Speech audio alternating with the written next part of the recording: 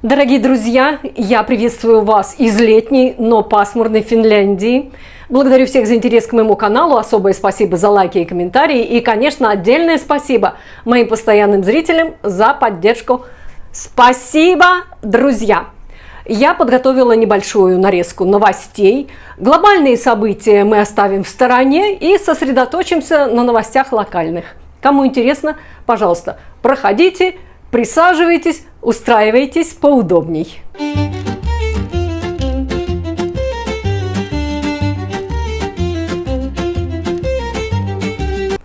Начнем с хорошей новости. Правительство Финляндии предложило освободить от налога наследство менее 30 тысяч евро. Сейчас порог необлагаемого налогом наследства 20 тысяч евро, а с начала следующего года его хотят поднять еще на 10 тысяч евро.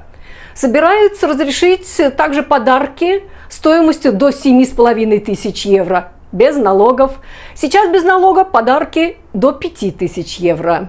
К тому же поднимут лимит на необлагаемый налогом унаследованный домашний скарб. Сейчас мебель, посуда, техника до 4000 евро совокупно не облагается налогом. Предлагается поднять этот предел до 7000 евро. То есть диван, телевизор и даже утюг, полученные в наследство, проходят в ноль. Новый порядок налогообложения планирует ввести с начала будущего года. Пока предложение отправлено на обсуждение. А теперь внимание! По данным финской статистики, половина всех получателей наследства в 2021 году получили чуть больше, чем от мертвого осла уши, но меньше 15 тысяч евро. То есть большинство финнов и так никакого налога на наследство не платят. Ну что ж, в Финляндии наследство до 20 тысяч евро налогом не облагается. Уже повод для праздника. Но, как показывает следующий сюжет, расслабляться не стоит. Налоговая не дремлет. У финнов есть любимая традиция – поехать пару раз в год на пароме в Таллин, сходить к парикмахеру, закупить немного алкоголя впрок. И вдруг пришла беда, откуда не ждали. В начале этого года жительница Хельсинки получила официальный запрос из налоговой. Пожалуйста, объясните, почему вы так часто заказываете алкоголь на Viking Line? Речь шла про 8 заказов за 2 года, оформленных через преордер. Женщине пришлось объяснять: ну да, беру немного лонкеру, мы спортсмены, у нас с мужем и друзьями бывают спортивные соревнования по литерболу. Слыхали? Заказы, мол, оформляла для себя и для того парня. В одном заказе шел алкоголь для 2 домохозяйств, но налоговая все равно насторожилась. Спросили даже, где гражданка хранит столько алкоголя. Оказывается, налоговая провела сравнительную налоговую проверку на линии Viking Line и запросила у них данные для борьбы с серым импортом. Да. По финскому закону налоговый может запрашивать данные о покупках у компаний, и те обязаны предоставить сведения, если есть основания. Поэтому напомню таможенные правила Финляндии. Для собственного потребления, для семейного потребления или в подарок из стран ЕС гражданин старше 18 лет может привезти 110 литров пива, 90 литров вина или сидра, 20 литров ликера, 10 литров других алкогольных напитков крепостью не больше 80 градусов. Но есть нюанс. Лонкеру бывает 2 видов. Если он сделан путем смешивания джина с содовой, как Hartwall Original, ввести можно только 10 литров. А если он сделан брожением, то есть ферментированием, как у Олви, разрешены уже 90 литров. На банке способ производства напитка не всегда указан. Это возмущает финскую любительницу лонкеру. Я что, химик, чтобы знать, как его сделали? Следующая новость тоже хорошая. Сегодня день хороших новостей. Умненькие детки, оказывается, не только у российских персидентов и чиновников. Сын финского президента Александра Стуба, Оливер Стуб, получил место стажировки в Институте международной политики Финляндии. Ну, молодец! И все бы ничего, но почему выбрали именно его? По данным финской газеты Ilta-Sanomat, на место претендовало 59 человек. На интервью пригласили 5. И выбрали того, кто лишь год изучал политику, философию и экономику в Британском университете, но носит фамилию президента Финляндии. У остальных по документам и образование было продвинутее, и даже имелся опыт работы в международных структурах. Но в итоге выбрали Оливера Стуба. Почему? Руководитель программы заявил, у него высокая мотивация и хорошие знания. Ну, ё-моё, простите мой французский. Почетный профессор трудового права Сеппо Коскинен комментирует. Мотивация наверняка у всех была не низкая, но если выбрали именно сына президента, значит, должны быть очень веские причины, особенно если он менее квалифицирован, чем другие кандидаты. Более того, стажировка обойдется дороже, потому что Оливер учится в Великобритании, а не в Финляндии, и институт должен платить больше. То есть практикант и дороже, и слабее, но зато Стуб. Институт раскрыть точные причины выбора отказался, а в представленных документах были вымараны целые абзацы. Профессор говорит, это только усиливает подозрения. Подобные документы должны быть публичными, а не засекреченными. Иначе у людей остается только один вывод – протекция. Если берешь на работу сына президента, ты, конечно, надеешься на определенную выгоду. Профессор задает президенту прямой вопрос. А стоило ли вообще направлять своего сына именно в ту сферу, где ты сам сейчас при власти? Особенно если эта сфера – внешняя политика. Внешняя политика – дело тонкое, даже в Финляндии.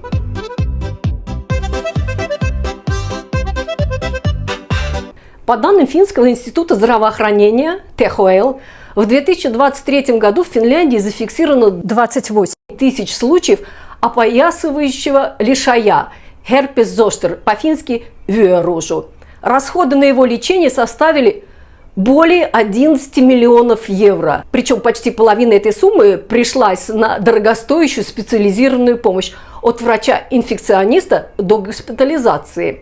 Опоясывающий лишай звучит как что-то далекое про деревню и котиков с лишаями, но на самом деле это актуальное серьезное заболевание. Это тот самый вирус, который вызывает ветрянку в детстве. После болезни он никуда не уходит, а навсегда остается спящим в нервных узлах организма и может снова активироваться и вызвать опоясывающий лишай в виде очень болезненных пузырей и даже хронической невыносимой боли. Так что если в детстве вы болели ветрянкой, то вы в группе риска. Теперь ТХЛ предлагает включить вакцину от опоясывающего лишая в национальную программу иммунизации для людей с ослабленным иммунитетом. Например, после трансплантации органов или костного мозга, а также для некоторых групп онкобольных. А если удастся закупить вакцину по разумной цене, то привить всех старше 75 лет. Почему именно старше 75 лет? Потому что с возрастом риск не просто возрастает, он тройной у людей после 50 лет по сравнению с остальным населением. Клинические испытания показывают, что вакцина дает отличную защиту даже пожилым людям, и эффект сохраняется до 10 лет. Вообще прививка рекомендуется для всех людей старше 50 лет, но пока за свой счет. Прививка делается в 2 приема, около 250 евро каждый укол, и прививка дает защиту от заболевания более чем на 90%. Продолжается обсуждение проекта перехода Финляндии на европейскую железнодорожную колею. Финляндия, как и некоторые другие страны ЕС, использует нестандартную железнодорожную колею, шире, чем в остальной Европе. И теперь Брюссель говорит, хватит самодеятельности, пора синхронизироваться с остальной Европой. И вот по новому регламенту все страны, у которых не евроколея, должны к лету 2027 года представить план, где, когда и как они перейдут на евростандарт. Финляндия уже начала чесать затылок и считать деньги. В апреле правительство выделило 20 миллионов евро на проект Rail Nordica. Суть проекта – провести европейскую колею от пограничного перехода Хааparanта-Торнио до Кемии. Но пока что все на бумаге. Но идея серьезная. Просят не корысти ради, а токмо волею безопасности. Потому что, если что, можно быстро перебросить технику и солдат НАТО через границу. Проект активно поддерживает министр транспорта Лулу Ранны Перуссуа-Малайзит. По данным финского транспортного агентства Väylä-virasto, в мирное время пользы от новой колеи почти нет. Основной бенефит от перехода на евроколею в Финляндии – это именно военная мобильность. В гражданском секторе затраты на проект превысят все выгоды. А сколько же это будет стоить? Участок от шведской границы до Оулу и Ровaniemi около 1,5 миллиардов евро. Весь северный участок примерно 3 миллиарда. А если представить, что Финляндия решит поменять всю свою железнодорожную систему на новую колею, готовьтесь, это будет стоить от 80 до 150 миллиардов евро. Десятки лет работ и местами полная остановка движения поездов на время строительства. И это еще не все. В некоторых местах невозможно физически проложить вторые рельсы рядом с существующими. А если в стране будет две разные их ширины, то гарантированы проблемы для железнодорожников. И еще один важный вопрос.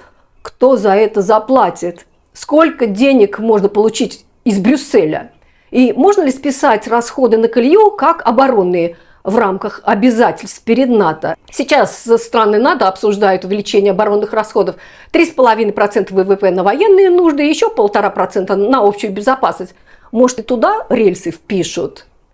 Но есть одна проблема. Денег на рельсы не хватает уже сейчас. За каждое евро идет борьба. Помимо Rail Nordica в очереди стоят западная ветка Länsi-rata между Турку и Хельсинки, восточная ветка Itä-rata, финляндская магистраль Suomi-rata, плюс куча проектов для пригородных поездов. Если все бросить ради евроколеи, остановятся реально важные линии. Особенно это опасно для Южной Финляндии. Турку – это морские ворота Финляндии на запад, а западная ветка Länsi-rata – это и логистика, и безопасность поставок. В случае кризиса по ней можно перевести и людей, и топливо, и технику, и провиант. Что в итоге? ЕС хочет единую колею. Финляндия раздумывает. Хотим, но за чей счет? Военные – давай! Гражданские – постой! Инженеры – нельзя объять необъятное. А налогоплательщики хватаются за сердце. Проект огромный, дорогой и нервный. Настоящая рельсовая рулетка. Зато одно не вызывает сомнений. Благословенной памяти Аллегро и Лев Толстой ушли в прошлое. В Финляндии начато расследование в отношении некой 55-летней Светланы родом из Выборга. Замужем за финном, живет в Хамине и ведет на YouTube канал с нежным названием «Не жизнь, а сказка». И действительно, в ее видео все как в сказке. Страшной сказке. Дроны снимают апокалипсис в Финляндии. Люди мерзнут в хлебных очередях. Финляндия в руинах. НАТО – зло. А Россия – добрая, но обиженная мама. Светлана снимает брошенные здания и очереди за бесплатной едой. А за кадром комментирует, цитата, «Финляндия – это обезьяна, которая палкой тычет в спящего льва. Россия ее кормила, а она не оценила». Сама Светлана на видео почти не появляется, только голос за кадром, черная маска и дрон. Но все тайное становится явным. Журналисты дозвонились до Светланы. Блогерша пошла в отказ. Я, не я и вообще. Кто такие и зачем столько вопросов? Но проблемы у блогерши возникли не из-за съемок брошенных зданий и хлебных очередей. Расследование начато за съемку в запрещенной зоне из-за незаконного использования дрона. Если подтвердится, что Светлана все еще гражданка Российской Федерации, то это нарушение санкционного законодательства ЕС. Можно получить не только штраф, но и дело по закону о территориальном надзоре. Вот так неожиданно настигла Светлану ее минута славы. Я вам рассказывала, что в Испании почти 4 года подряд был бесплатный проезд в пригородных электричках. Теперь государство уменьшило субсидию, и за проезд гражданам придется частично платить. Сколько же стоит проезд на пригородные и региональные электрички в Испании? Самый популярный проездной на месяц теперь стоит 20 евро.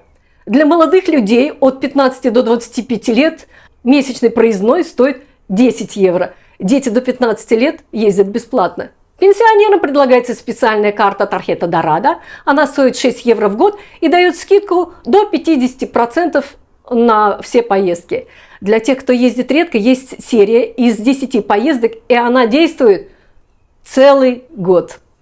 Ну, друзья, и напоследок очаровательная испанка Нурия скажет несколько слов о жизни в Испании. Приятного просмотра. Всем пока. Сегодня утром я гуляла по улице в этой майке, и кто-то из вас разозлился на меня. На майке написано «Ladilla руса». То, что значит русская лавковая вошь. Вот. Понимаю, что звучит не очень красиво, как будто оскорбление. Но, ребята, это просто название испанской музыкальной группы, и все. «Ladilla руса». Русский паразит. Вот. Да, звучит не очень.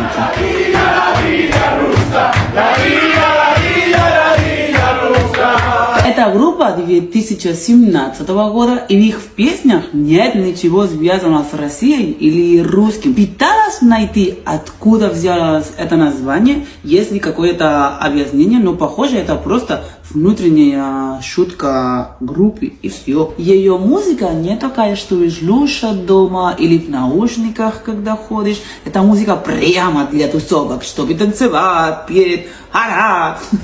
Ее самая популярная песня «Макаули Кулкин». Macaulay Culkin, Macaulay Culkin. Но моя любимая — это «Todos los días lo mismo», про то, что лучше сходить в бар, чем работать. Estamos aquí en el bar, y mañana no voy a trabajar. Estamos aquí en el bar, y mañana no voy a trabajar. Estamos aquí en el bar.